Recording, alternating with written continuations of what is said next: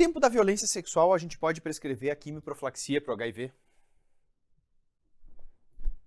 Você sabe? Quanto tempo?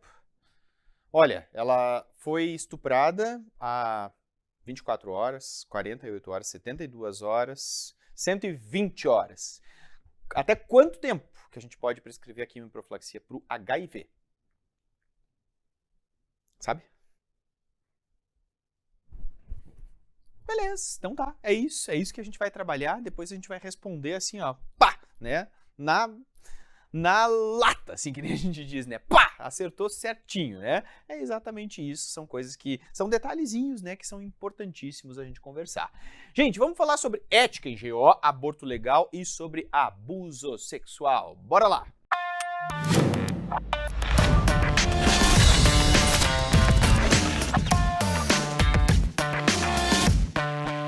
Para a gente começar, então, vamos lembrar daqueles 4 princípios, né, da ética médica, que são o princípio da beneficência, da não maleficência, justiça e autonomia, né? De todos eles, dentro da ginecologia e obstetrícia, o que é mais importante é o princípio da autonomia da paciente. Então, lembrar que ela tem autonomia para decidir sobre procedimentos, sobre tratamentos, e se a paciente não deseja, né, se submeter ao procedimento, a gente precisa respeitar isso. Quando a gente fala sobre a ética também, eu sempre gosto de lembrar a questão das adolescentes, né, que isso é uma coisa que gera muita dúvida no dia a dia, né? A adolescente que chega desacompanhada na consulta dizendo que quer tomar pílula anticoncepcional, por exemplo. Ela tem seus 15 anos, vem sozinha na consulta e diz que ela quer usar um método contraceptivo. Você pode ou não pode prescrever a pílula? Tem que chamar a mãe, não tem que chamar a mãe? Como é que funciona isso?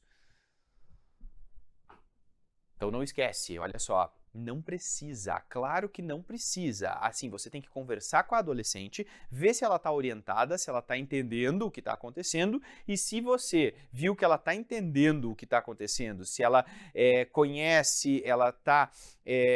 a gente como médico, né, tem esse tipo de juízo crítico, né? A gente consegue conversar com a nossa paciente e consegue avaliar se ela realmente está entendendo. Então, se ela diz, olha, eu tô com um parceiro, tô tendo relação porque eu quero, porque eu gosto, porque eu tô me descobrindo, ok, você pode prescrever, é louvável que ela vá te procurar querendo um método contraceptivo, então...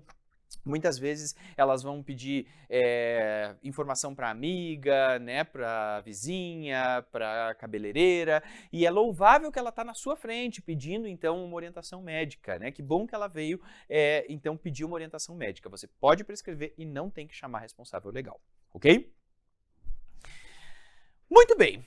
Aí, então, lembrando desses 4 princípios, né, e lembrando também da importância da gente manter o sigilo médico, por isso que a gente não tem que contar para a mãe sobre a consulta das filhas, mesmo que elas sejam menores, a gente entra, então, no grande tema da aula, que é o tema violência sexual e aborto legal. Quando a gente fala sobre violência sexual, eu sempre acho importante a gente trazer para vocês algumas coisas para realmente mostrar, né, na prática como que isso acontece. E nessa aula a gente gravou vídeos com atores profissionais. Então a gente tem aí um ator que faz o papel de médico e uma atriz, que aliás, uma atriz que arrebentou nessas cenas aqui, que a menina fez muito bem a cena, que vai então trazer para vocês um cenário de violência sexual. E a gente vai ver como que ele prestou o atendimento e quais são as coisas técnicas, né, que precisam ser pensadas, lembradas quando isso acontece.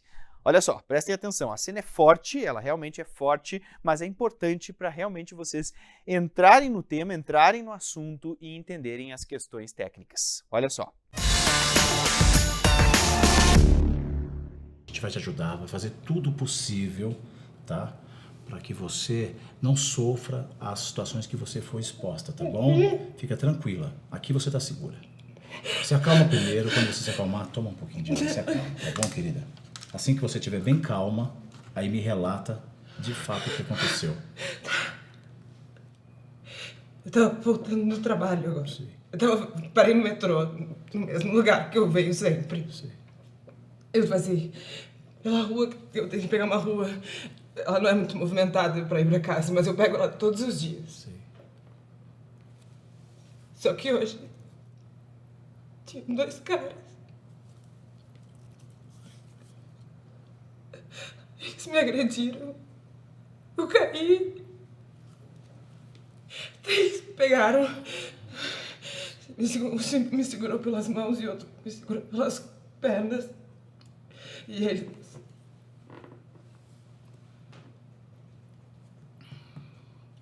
eles me obrigaram a fazer sexo anal e eles fizeram a festa que eles quiseram.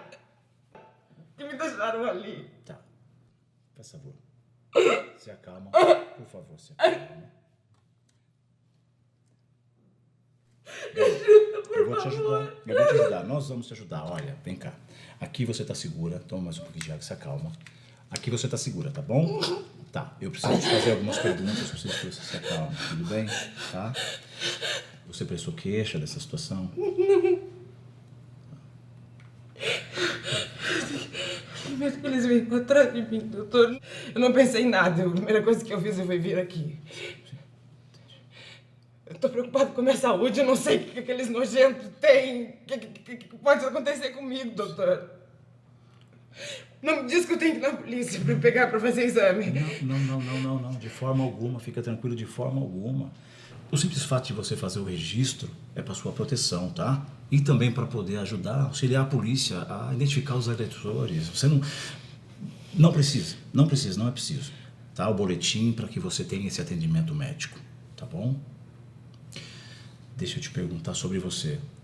Você tem usado algum método contraceptivo? Não, quando eu transo, eu uso camisinha, doutor. Algum tratamento de saúde recentemente? Que você recorde?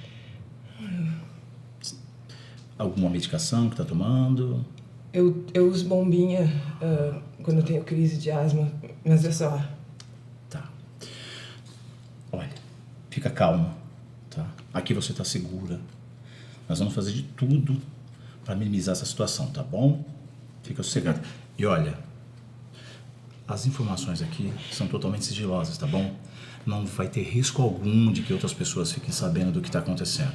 Tudo bem? Aqui você está segura. Primeiramente, eu vou precisar te examinar para a gente ver a gravidade, tá bom? Pode ser?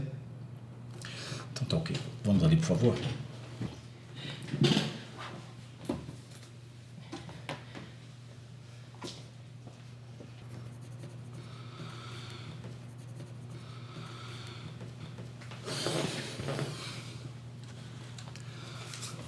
Olha, fica tranquila, tá bom? Que não existem lesões ou lacerações que seja necessário fazer pontos, tá? Que bom. Mas é tão estranho, porque eu sinto tanta dor. Eu vou solicitar alguns exames de sangue. Enquanto a gente aguarda o resultado dos exames, você quer que eu ligue para alguém da sua família? Quero sim, por favor. Tá bom. Falei pra vocês, a atriz realmente ela entrou na personagem, né? A gente vê o bom ator quando ele realmente entra na personagem. Então, assim, ó, o atendimento ideal é que seja até 72 horas, então é importante uma anamnese adequada, viram que ele fez uma anamnese, né? Que ele acolheu ela, ofereceu um copo d'água, explicou pra ela que ela estava segura, isso é fundamental. O exame físico, então a gente avalia se não precisa fazer nenhum tipo de sutura, de alguma laceração. Se tem esperma presente na vagina, é importante a gente coletar a esperma da vagina para ver se... porque às vezes é a oportunidade que a gente tem, né, de coletar aquele esperma, você deixa fixado em papel filtro e aí deixa no prontuário da paciente, anexado no prontuário da paciente, à disposição da polícia. Se um dia a polícia quiser abrir um inquérito para investigar quem foi o criminoso, eles vão perguntar, onde é que a paciente foi atendida? Qual hospital que ela foi atendida? Hospital tal. Aí então, essa paciente... o hospital vai fornecer para a polícia, né, o material dessa paciente. Mas não é uma coisa obrigatória, né? É só se você tiver a oportunidade. E de laboratório, você pede para ela um beta-HCG e os testes rápidos para HIV, sífilis e hepatite. Não tem como, não tem teste rápido, pede o anti-HIV, o VDRL e o HBsAg e o anti-HCV. E aí vem então a questão das profilaxias, né, que a gente precisa prescrever para nossa paciente. Então, a gente tem aí um tempo de até 120 horas para a gente prescrever. O levonorgestrel 1,5 mg via oral em dose única é o que é recomendado. É a chamada pílula do dia seguinte, tem até 5 dias para você poder prescrever ela.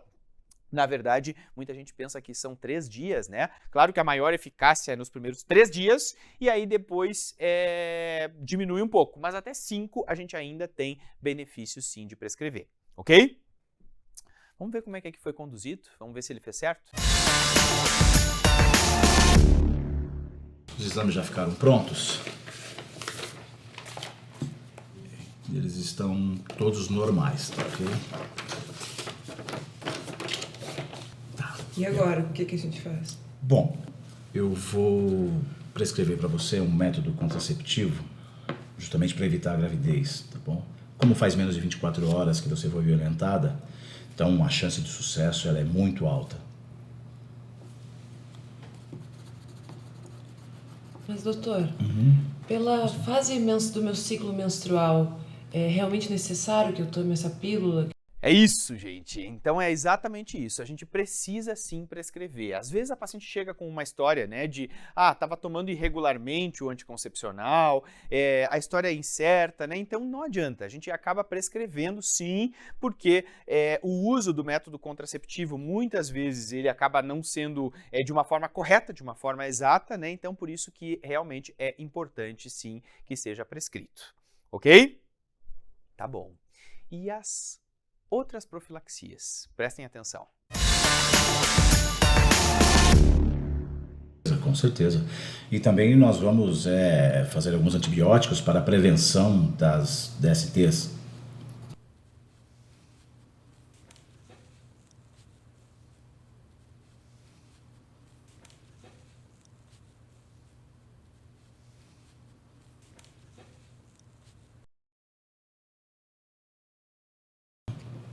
E o HIV, hein, doutor? Tenho muito medo disso, não tô acreditando. Tem alguma coisa que a gente possa tomar para me livrar disso? Então a gente divide as profilaxias em ISTs virais e ISTs não virais. Nas ISTs não virais, a gente tem então Treponema pallidum, né, que entra aqui a sífilis. Tem que prescrever então a penicilina benzatina, 2.400.000 unidades, anota isso que isso é importante. Azitromicina 1 grama via oral, que é para clamídia. Ceftriaxona, 500 mg intramuscular dose única, que é para o gonococo, e mais o metronidazol, 2 gramas, via oral dose única, que é para o tricomonas vaginalis. Tudo isso a gente vai prescrever para a nossa paciente como profilaxia das ISTs não virais. Mas e as virais? Profilaxia que minimiza de forma significativa, tá, a aquisição do vírus HIV.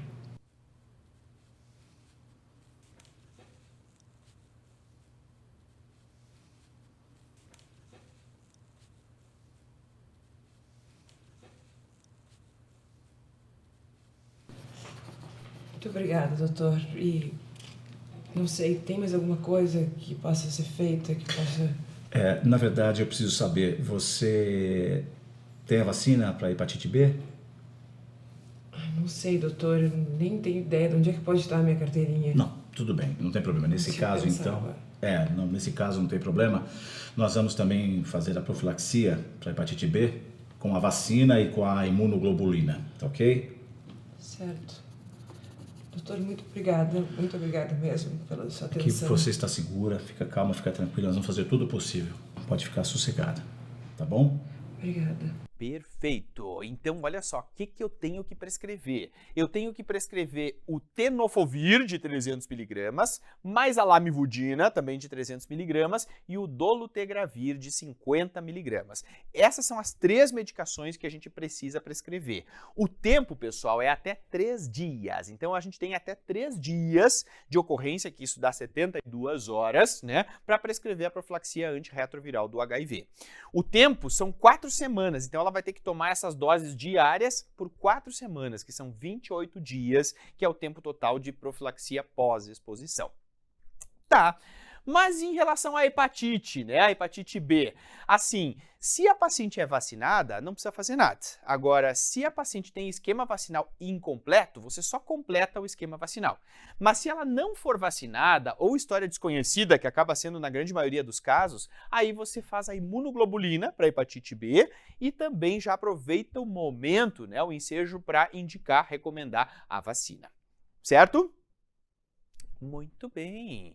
É isso, gente. Então, assim, ó, são questões técnicas, né, que são importantes da gente levantar. Então, as principais profilaxias que a gente tem que fazer são essas, né? A gente tem que lembrar que tem que fazer as profilaxias das ISTs não virais, das ISTs virais e a profilaxia da gestação. Jader, mas fala um pouquinho pra gente em relação aos procedimentos legais, né? O que a gente tem que fazer de procedimentos legais? A gente precisa, então, preencher uma ficha de notificação compulsória, que isso vai para o Ministério da Saúde, na verdade, para a Vigilância Epidemiológica do Brasil, né? Violência sexual é um agravo de notificação compulsória, né? Então, a gente tem as doenças, os agravos de notificação compulsória, a violência sexual é notificação compulsória e é imediata. Então, a gente precisa fazer esse tipo de notificação. Além disso, a gente também precisa comunicar à autoridade policial, né? Então, lembra que se tornou uma lei, não era lei, se tornou uma lei que a gente precisa também comunicar à autoridade policial local de que a gente está atendendo uma vítima de estupro. Não é BO, não é boletim de ocorrência, né? Então, aquela história de, não, mas então tem que trazer um boletim de ocorrência. Não, ela não precisa trazer o boletim de ocorrência, mas você como profissional e a instituição ou a própria instituição, né, tem que ligar para autoridade policial local. Não, aí cada lugar do Brasil tem um jeito de comunicar, né? Pode ser por ligação, pode ser por meio eletrônico, enfim, né? Você tem que saber qual é a realidade do lugar que você está dando plantão. E aí você vai fazer a comunicação da autoridade policial. É lei, a gente precisa respeitar isso, certo? Aí vem aquela história, não, mas eu não concordo e tal, não sei o quê. Pois realmente isso divide muito as opiniões, é difícil a gente não se posicionar, né, quando a gente fala sobre isso. Mas assim, eu tenho que falar só as questões técnicas para vocês, e isso realmente é lei, a gente precisa cumprir. Se a gente não cumprir, a gente vai estar infringindo, né, uma lei federal, ok? Tá, Jader. E se for uma menor de idade, o que eu tenho que fazer? Além de tudo isso, se for menor de idade, você tem que comunicar ao Conselho Tutelar ou à Vara da Infância e da Juventude, certo? Então, menor de 18 anos, além de fazer a notificação compulsória para o SINAM e de comunicar à autoridade policial, você tem que também comunicar ao Conselho Tutelar ou à Vara da Infância e da Juventude. Daí vai de cada lugar, né, como é que funciona a sistemática, ok? Tá bom, Jader, eu entendi. Mas em relação à questão da interrupção da gestação, como é que funciona? Se essa paciente for atendida vítima de estupro, ok, eu entendi todas as profilaxias. Mas muitas vezes as vítimas, elas acabam não indo, né, no hospital por vergonha, porque foram ameaçadas ou ficaram mantidas, né, em cárcere privado por muito tempo, né? Olha só que triste isso, né? Às vezes ela ficou ali encarcerada por muito tempo e aí essa paciente acabou engravidando do estuprador.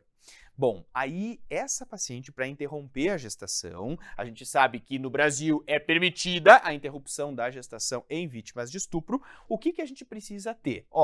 Precisa ter o boletim de ocorrência policial? Não, não precisa. Precisa ter autorização judicial? Não precisa também. Então não tem que ter autorização judicial nem BO. Muita gente pensa que esses dois aqui, são necessários. Não são, definitivamente não são. O que a gente precisa ter? A gente precisa, quando a gente acolhe uma vítima que está grávida de um estuprador, a gente tem que comunicar à autoridade policial. Isso também é uma portaria, né, que foi publicada, que tem que ser cumprida. Então tem que comunicar à autoridade policial, nesse caso. E, além de comunicar à autoridade policial, aí, claro, a polícia que vai saber, né, o que vai fazer com essa informação. Se vai abrir BO, se não vai abrir, mas a gente não tem nada a ver com o boletim de ocorrência. A gente só tem que comunicar à polícia de que a gente está atendendo uma vítima de estupro que está grávida e que quer interromper a gestação. Aí o que precisa? Ela vai passar por uma avaliação e essa avaliação vai resultar então em um termo de aprovação do procedimento que ela precisa consentir no final. Então é o relato dela e o consentimento que vão ser necessários para a gente poder preencher tudo isso e fazer o procedimento de aborto legal. Então não tem que ter uma autorização do juiz, nem um BO, é só um relato do caso, aí vai ter um termo de aprovação do procedimento, ela vai consentir e a gente pode aí fazer o procedimento, o aborto, certo? Tá, Jader, mas deixa bem didático para a gente entender, né? Quais são os cenários que o aborto é permitido no Brasil e o que tem que ter? Então, olha só, estupro, né? No caso do estupro, então, a gente vai ter um documento que vai ser assinado e consentido por ela, então esse CI aqui é consentimento informado. O segundo caso é o risco de vida materno, então quando eu tenho uma patologia, uma mulher que tem uma doença muito grave, que o fato dela estar grávida vai agravar mais essa doença e vai ser maior o risco dela morrer, então risco de vida materno é um caso que o aborto é permitido. Nesse caso tem que ter laudo de 2 médicos dizendo que ela tem uma chance muito grande de morrer por estar grávida, mais o consentimento dela e aí a gestação pode ser interrompida. E o terceiro cenário é a anencefalia. Desde 2012, a anencefalia ela é o terceiro caso que o aborto é permitido no Brasil. Na anencefalia, tem que ter também laudo de 2 médicos, assim como no risco de vida. 2 médicos têm que laudar dizendo que viram o ultrassom e que realmente não tem calota craniana nem parênquima cerebral identificável. Tem que anexar 2 fotos do ultrassom, uma em corte sagital e outra em corte transversal, e tem que ter o consentimento da paciente. Óbvio, né? Em todos os casos é fundamental e imprescindível o consentimento dela. Certo? Esses são os 3 cenários que o aborto é permitido no Brasil atualmente. Então, me respondam, até quanto tempo da violência sexual a gente pode prescrever a quimioprofilaxia pro vírus HIV? Fala aí, de novo. Você já falou, mas pode falar de novo. Isso aí. Às vezes a repetição, né? Às vezes a gente pensa, tô repetindo aqui, mas a repetição é uma boa forma da gente gravar. Repetição às vezes parece ser uma coisa meio, né? Assim, ficar repetindo, mas assim, ó, é bom a gente repetir, porque a repetição faz a gente gravar. Então são 72 horas, ok? São 3 dias. Passou de 3 dias e infelizmente a gente perde a oportunidade. Entendido? Ficou claro?